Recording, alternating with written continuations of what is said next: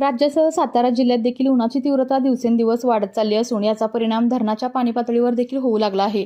महाराष्ट्राची भाग्यलक्ष्मी समजल्या जाणाऱ्या कोयना धरणाचे शिवसागर जलाशय हळूहळू आटण्याच्या मार्गावर असल्याचे चित्र दिसून येत आहे।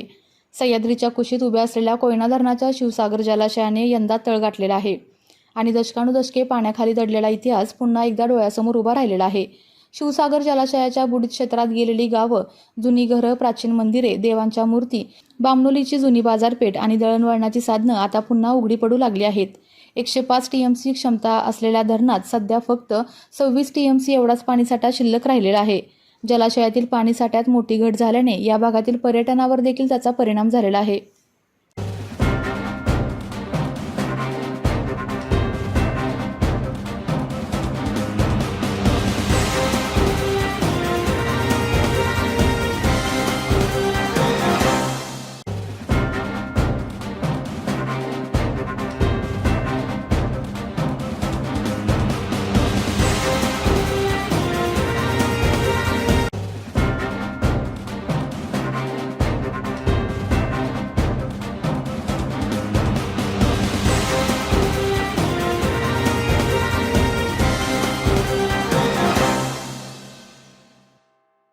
आपल्या तालुक्यातील जिल्ह्यातील बातम्या सर्वप्रथम पाहण्यासाठी आजच सातारा न्यूजला YouTube चॅनलवर सबस्क्राइब करा, लाईक करा, शेअर करा आणि बेल आयकॉन प्रेस करायला विसरू नका।